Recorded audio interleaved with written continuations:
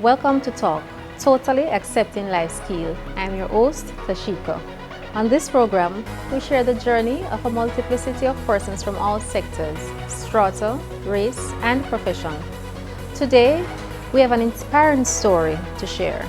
She's a warrior, a hustler, an officer of the law. Her name is Shelly Ann Ferguson. Let's talk with her and share her amazing journey. Shelly, welcome. Thank you for joining me today. It's a pleasure, really. Yeah. Thank you. You're welcome. Shelly, how you do it? You're an all-rounder. How do you do it? And then you're an officer. You do your little thing on the side. You're still a mother. You still have to wake up, get up, go to work. How do you manage everything? Well, as for me, I'm really a go person. I'm a go-getter. Yes. So nothing really bothers me. I just get up, do what I have to do, and get going. You're not tired? Yes, at times you can feel a bit tired, but because I have to go, that's the word. What go. Motivates you? What motivates? I'm a person that love my own. Yes. So I'm always on the go, getting things for myself. That's me. Yeah, I know that part of you. I know that side of you. Yeah. But you do different things, as I mentioned before. I remember I used to eat from your restaurant. You had a restaurant. Oh, yes.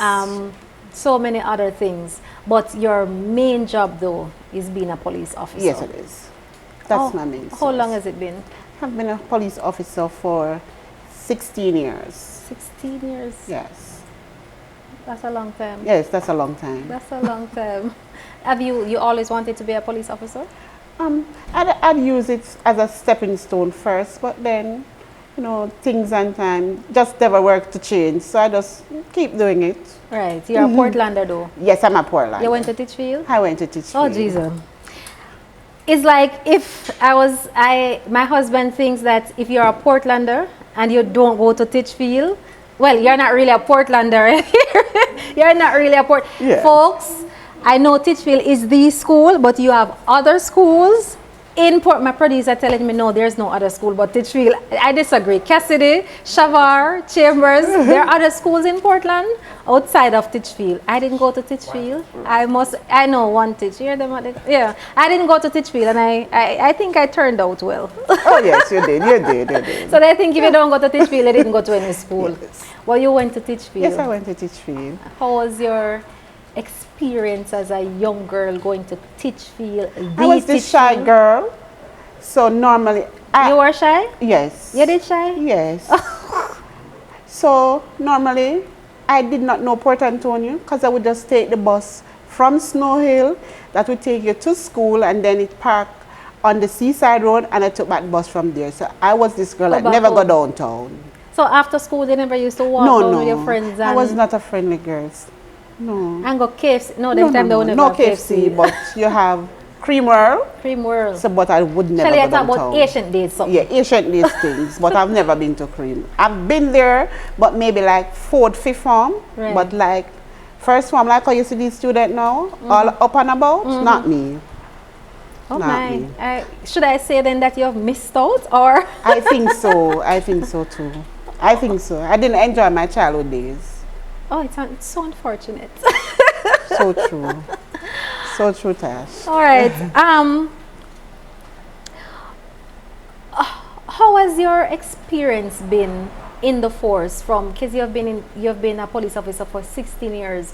What are your most joyful moments? Getting up, going to work, what are the things that you look forward to? Because I know being a police officer, it's a serious job, can be dangerous and stressful as well. As for me going to work, I don't think, for now, first, I work in Kingston, where I love it. Yes, I was stationed the city more than country? Yes, man, I love the city. And more crime that town than country? Yes, but I still love the country because I can make more money in the country, in the town.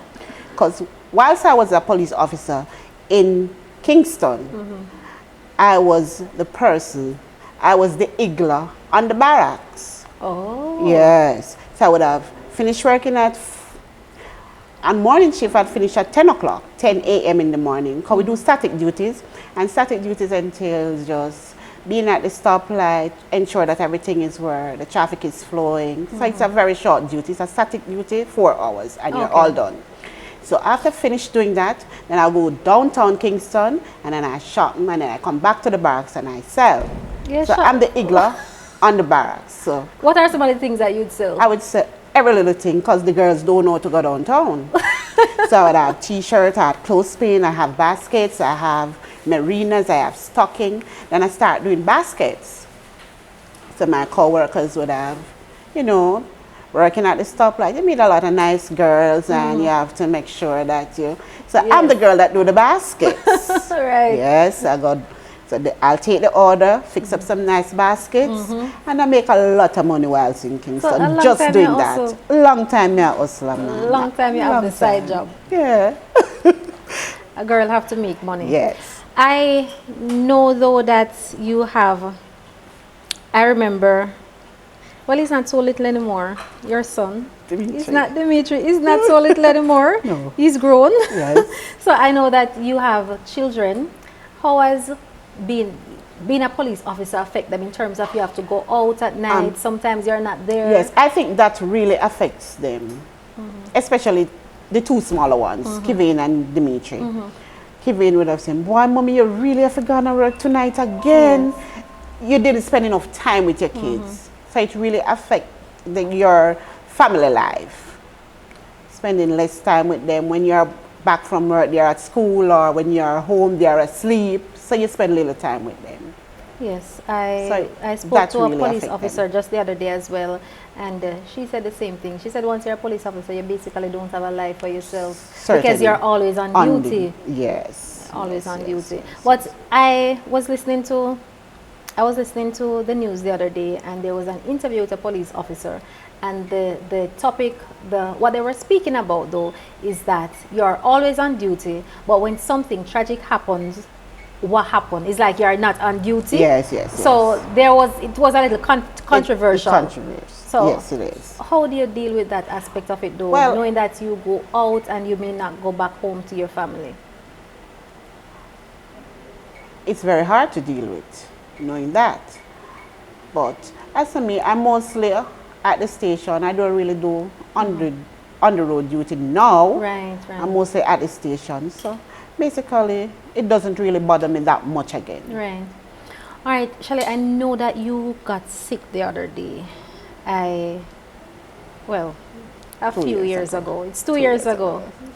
Time flies. 2 years ago. It's about 4 now. Yes, seems a little longer than that. Yeah, 4, 2016. Because I was still working as a nurse at that time. 2016. 2016. Yes. You had cancer. Yes. How did you find out? What happened? Did you find a lump? Did you do self-examination? Yes. It was this morning. I can remember. I was on vacation leave 2015. I was abroad. I came back September 2016. This morning, in particular, I went to the bathroom. So I was having a shower. I did a self-examination. I felt this little lump. Knowing me, yes, in the breast. Knowing me, I'm a person that always loved the doctor. Then, yes, it was then. And I said, no man, I have to go check this out.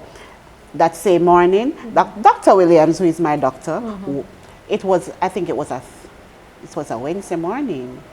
I went to Dr. Nduka, because Dr. Williams would have been at the hospital. And I just had to go. Yes. I said, doctor, I feel a lump in my breast. I said, all right. He said, okay, yes, I feel it too. And he did his examination. After he did his examination, he said, I'm going to send you to do a biopsy. So I went, I did the biopsy. It was about the following day, because I was going back to work, maybe about in a week time. And however, I went, I did the biopsy, went back for the result. Before the results though, when he said that you have to do a biopsy, anything came to mind like... It not even hit me like that. Right. I just went and did it. because he said not must be cancerous, but he just wanted to be sure. Just to be sure. Yes, I went to do the biopsy. Biopsy came back, everything was okay, all negative, and there was. Oh, the biopsy, Yes, the results of the biopsy the came back result negative. of the biopsy was negative. So I was up and about, feeling better than before. Right. By November of the said year, I felt a lump. It felt like an wasakana. In the same breast? No, not in the breast, under the armpit. Oh. I was saying, but it's the same breast I did the biopsy, so why is it? And I don't use person's roll-on. So I went to Dr. Williams. Now I said, Doc, I did a biopsy because I felt a lump and everything was negative. However, on November the 20th, he said, all right, I think I'm going to do a surgery to remove the lymph node to see what it is. Okay. I did a surgery on the 20th of November. That was still 2016. No, 15. But before that though, did you, after feeling the lump under the armpits, were you thinking about, No. whether or not it could be? It could have been. No, I was just not thinking that it could have been. Right. Or I didn't even want to think that it could have been that. Okay. However, I did this. You remove the lymph node and send it off. That took me 5 months before I got back that result. You didn't go for the result, or No. it just took that long for the doctor to get the results? That was when he got the result. 5 months. March 28th to be exact. You remember the date? Yes, I remember the date. March 28th. It was. No, I was working at Castle Police Station. I was getting rest for work. But when I realized I missed 2 calls from Port Antonio Hospital. Okay. I said, this is it now. You started to think no. Yes. Then by then, the phone rang. I pick it up. I said, good evening. I said, Port Antonio Hospital. Dr. Williams is trying to get in touch with you. You need to see him. It is urgent. Can I tell you? Because he knows that we are friends. He called me. Hey, Tashi, I'm trying to get Boogie. What happened? I'm trying to get her. I said, I don't know. Try again. And I didn't take it as anything either. I remembered he called. Yes. Said, trying to get to Boogie. That's Yes. that's her pet name. Yes, yes. Everybody in Jamaica have a yard name or a pet name. Yeah, man. So that's hers. So I didn't take it as anything because I didn't even remember that he had done the biopsy. Right. So I started to cry because I know now I'm in trouble. Yes, and it was just little tears coming, but I got up, I get ready, I went to Dr. Williams, and he said, boy, result come back, look good. Look like me I forgot to take off a titia. Oh, you know him already. Right. And I laugh. And yes, because that's you as well. I just smile. You just always take it with a smile. He said, what are we going to do? I said, well, I don't know. Let me see. I went back to Dr. Nduko because he was the person that sent me to do the biopsy. Right. And after I went back, he was saying, can you go to America? And I said, yes. So when can you go? I said, I can go tomorrow if I get a chance. Because I love America. I know. And however, I tell Dr. Williams, all right. He said, if you can go, that would be good. So I went off and I left on the 28th of April. You are so good America. with the dates. Yes, I went to America on the 28th of April. And from there I went to Boston Medical. That's where I did the surgery, Boston Medical. And from there I started to do everything over again. Stick up in right there. Let us go for a break. Please stay tuned. Do not, if your laptop want to charge, your iPod, your phone, ensure that you plug it in. Don't go anywhere. We will be right back.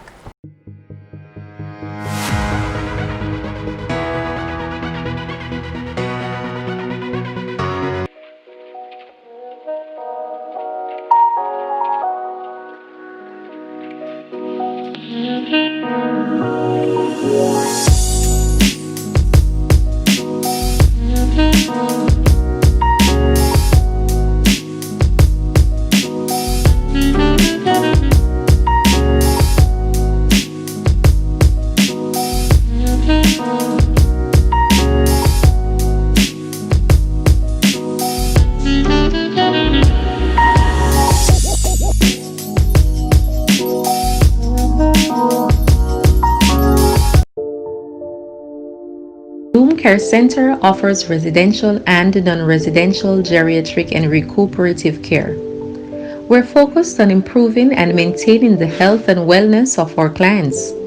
Registered with the Ministry of Health and Wellness, we're located at 130 Moonlight Bay, St. Margaret's Bay, Portland, Jamaica, West Indies. Our settings are salubrious with well-trained staff and attention to details. Contact us at 876-913-3247 and 876-368-1493. Email us at bloomcarecenter@gmail.com. Follow us on Instagram and Facebook. Let us help you care for those you care for.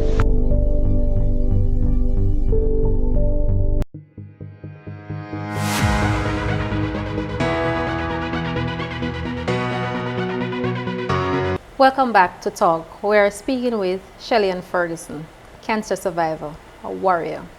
Shelly. Yes. So you went to Boston. You got Yes. the surgery done.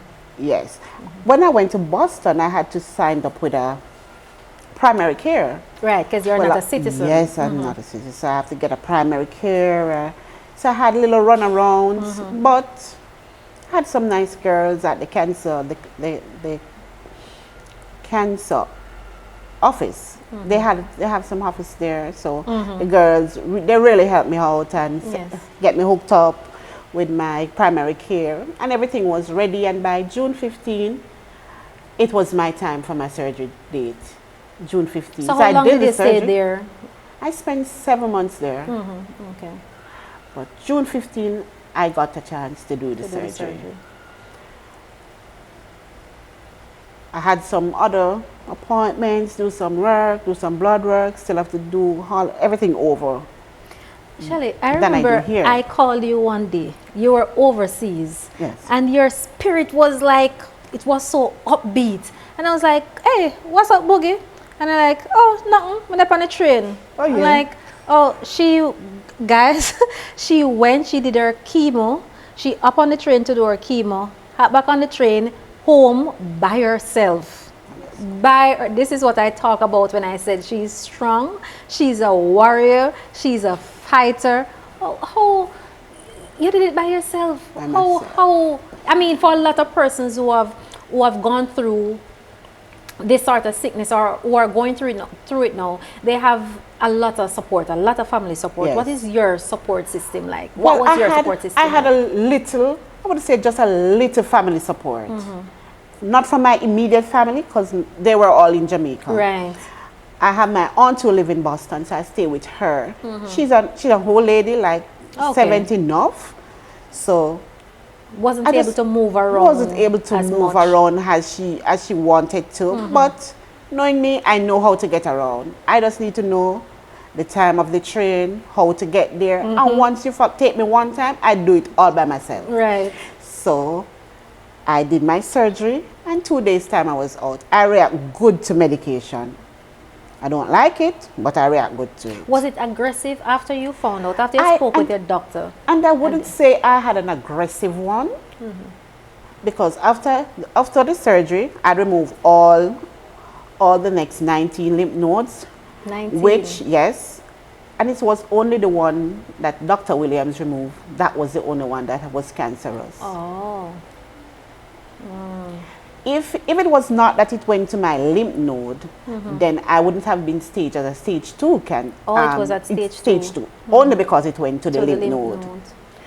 However, after finishing the surgery, 2 days time I was out of the hospital, up and about. Yes, then up and about. Up and about. Because if it was left to you, you would want to go back to work the following day. Then I'd started doing the chemo. Well, that one. How was it? What was the chemo like? Chemo, just for the first treatment, it gave me a little faintish feeling first, and then I was in this room by myself. So when I ring the buzzer for the nurse, I was just there, and then I said, all right, I'm going to take some deep breaths. I take some deep breaths, and then that feeling was gone. I did chemo, finished like 2 hours worth of chemo. I did chemo for 6 weeks. 2 hours each time? Each time. So after the first treatment, treatments, so the first treatment, then I break for 2 weeks, then I went back. So chemo, I lost my hair. That was the one, man. It was so, you wake up this morning and you wash your hair, all of it just fall off. Falling off. Yes, after the second treatment. But chemo never really hurt me. When you see, as you said, when you wash your hair, you see it falling off. How did you feel emotionally? Emotionally, I was hurt. So I was saying, how am I going to with this now? Because I used to this. But then then I said, sure, leave that alone. It doesn't really bother me. Then after all my hair fall off now, it was like everybody said, are you from Africa?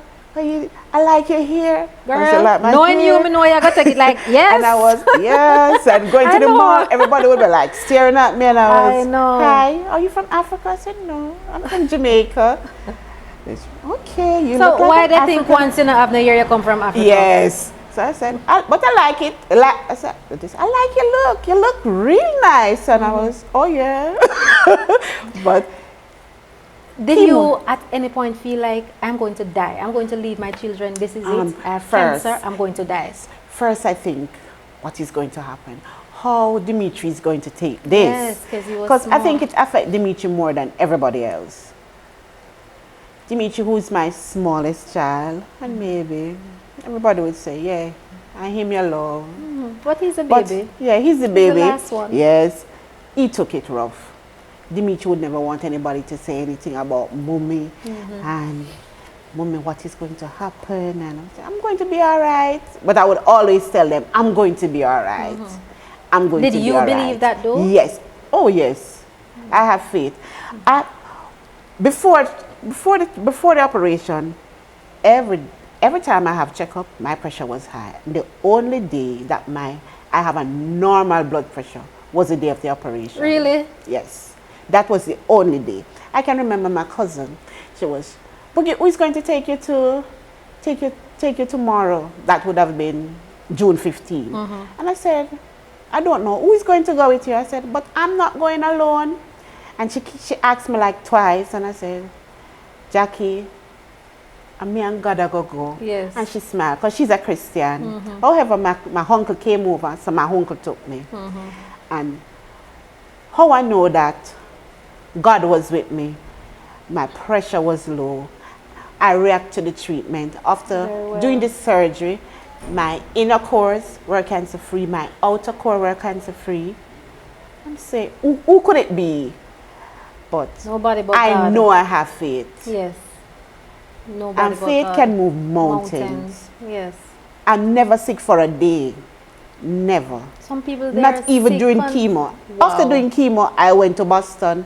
I took the train and I went downtown Boston. And I spent all day downtown Boston. All day. Doing what? I'm eye shopping. I spent all day downtown Boston. My aunt had to call me and say, girl, where are you? And I said, I'm on the train. I saw reach. She said, boy, you know just the chemo. I said, yeah, but I'm coming. And then that's my first treatment. My next treatment, chemo finished. I went to chemo with my bag. I packed my bag. I went to Nantucket just after chemo. What do you mean you went to chemo with your backpack? I packed my bag because I'm going to Nantucket after I finish the treatment, 2-hour time. So I make sure I take an early appointment, 7 o'clock. And by the time 11 o'clock, I'm out because I have to catch the bus and I have to go to Nantucket. You were by yourself? By myself. Correct. By myself. I took the bus down, then I take the boat over. I was at Nantucket. And 2 days time, I have to go do my hustling. I'm going to do the cleaning because I have to make my money. But Shelly, hold on Shelly, you move a little too fast now. You went to chemo. Yes. Did your chemotherapy. You left the house with a packed bag because you were still hustling while doing treatment. Oh, yes. Still working. Still working. Well, you said you never felt sick, but at no point in time you didn't feel weak because remember you're still going through treatment. You never feel weak, didn't feel like chemo did nothing to me. Nothing at all. Where you eat at Jamaica? You know they say bolt eat up the yam them and thing, that's why it's so fast. I think a busu soup. I love busu soup and yes, crayfish. busu and crayfish. Oh yes. Yes. I love that. Busu and crayfish. Busu and crayfish, yes. Folks out there, I am not saying that it will work for you, but try the busu and crayfish. Probably you'll have to come to Portland for the busu and crayfish soup. Maybe that way it's on the river, down by the rafting. Yes. But COVID now, so maybe after COVID, folks, you can come over to Portland for some busu and crayfish soup. How do Boogie has your journey from the beginning, finding out rather, that you had cancer, to therapy, to the entire transformation? What has that been like? All right, for me, it has been good because as I'm saying, it has not affected me as it would have affected other people. Right. So all I did was get going. So from chemo, I had radiation. Radiation make you a little bit tired because you have to do radiation from Monday to Fridays. Monday, Tuesday, Wednesday, Thursday, Friday? Fridays, except on a public holiday. So you won't do it on a public holiday, so that it really makes you, it will drain you. So during radiation, you have to take some rest, take some sleep, because you have to do that every day. Then after doing radiation, then I was back in Jamaica. By December the 16th, I came back. 2017 that was now. I came back. I took just like 1 week, and then I was back at work. No way. Yeah. I was back at work. After all that for months? After all that for months, then I was back at work. 1 week. I came, and by the 20th of December, I was back at work. Then I went to Orange Bay to work. Orange Bay is a more relaxing station, less stressing. So I would call it the inn. Yeah, just go and relax. Are you cancer-free today? And I would say yes. And why I would say yes, I'm cancer-free today, true faith. And I'm not saying it won't come back, because we all know cancer is a thing that will pop up again. Right. And if it pop up again, I'm ready to take the journey, because I can make it, and I can do it. Yes. Whoa. If it comes again, I'm ready. What about your co-workers though? How was that family? Because I know you have a family within the JCF, especially in Portland here. Yes, how we do live. Being the fact I did not do my treatment here, yes, and when I came came back, everybody way more support here. Everybody would have, Shelly, you look good, you look nice, you do your thing, and they were supportive. And back at work for my first 3 months, it was good. Everybody would have, don't do this, don't do that, don't lift up the books. Everybody want to treat yes, everybody you like, wanted. I was treated well, but as for it, it was good. They're good. They were supportive. Do you think this journey do you think the journey has made you into more? You have always been strong. Do you think it enhanced anything? Yes, it do. It let me know that cancer is not a death sentence. Yes. It is not. Just do what you have to do. Faith. You have to be a fighter. You have to be a warrior. Just tell yourself you can do this, and it will work. But for some people watching, they're saying, wow, I wish I was like her. I know for a fact I am not as strong as... Because some person will just hear, I have cancer, and they just give up. You can't give up. So that's what you would tell folks out there who are going through this or similar situation. Don't give up. Don't give up. Just fight. The more you fight, the better your body will react to this. Do you think psychologically though it does something to you psychologically? Because for some people, as you just said, for some people when they think about cancer, they think about death. They think it's a death sentence. Oh, I'm going to die. Someone told me just about 2 days ago that I am not afraid of AIDS anymore. I'm more afraid of cancer than everybody AIDS. do, yes. But cancer is not a death sentence. It's not a death sentence. Outside of your journey with cancer and the experience that you have gone through, the people you have met, new people and Yes. other people, other folks that have cancer. Are you still, when you went overseas to do your surgery, have you met folks at the cancer center with Yes. cancer, and are you still in touch with them today? And I would say no, because we have groups, Oh. but when we have scheduled days when we would have activities. And I think, I was saying the other day, I think Jamaica need some more cancer group to motivate persons who are going through this. And then you would sit back, you would go out, so you won't feel left out. Yes, you won't feel alone. You because won't feel some people really alone. don't have the family support. Exactly. So the other day, I hear that there's a group in Ocherius. I think I heard it on the radio. They had a run, and I was saying I did not know of a group because or if it is not that we can have one in Portland, one, so do it by Parish by parish. not or Portland, St. Mary and St. Thomas. Right, like the zone. The zone, you can zone them. But I think we need more of that support. More support. More I know the support. Cancer Society, Jamaica Cancer Society, well, as you said, that's in Kingston. That's in We Kingston. need something I'm saying for that the other Kingston parishes. have and St. Anne, but you can zone it and then it'll be much easier because I have to go to the Cancer Society to do my checkup How often So do you we'll do be- that though? every year. Oh, once per year? Once per year. So do you still go and do like a mammogram? Yes, I have to do and- mammogram every year. Oh, okay. So I did my mammogram May. May of this year. We have to wrap up now, but I didn't ask you this before. Do you have other persons in your family who have had cancer? Is it hereditary? It's not, because when I did, and it's not genetic for me, because Genetics, that's the I word. did my genetic in America, and it was not genetic. So no one I else don't- in your family no, had No, cancer? I'm the first person for breast cancer. But I think I'm here for a purpose. I'm here to motivate other person who wish to speak with me. I don't have a problem, but I think I need to join a group. Even to be the one in Ocherius. So thankful that you're sharing this right Yes. now, because persons out there, they feel alone. Yes. They want somebody to talk to who has gone through the same thing that they have gone through, Exactly. so you know, so they Yes. know, they can relate. And then it would motivate them, make them stronger, feel that yes, we can do it. Yes. Girl, Shelly, thank you. You're welcome. Thank you for talking with me today, for sharing your journey, and please, I'm sure other persons or people watching today, you can leave a comment, or if you want to know how to get in touch with Miss Ferguson, please leave a comment. Remember to like, share, subscribe, tell a friend to tell a friend.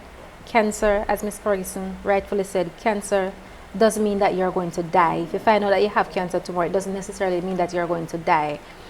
Early detection is the key. Yes. So remember, as what's his name, Michael Abraham said, feel up your titty.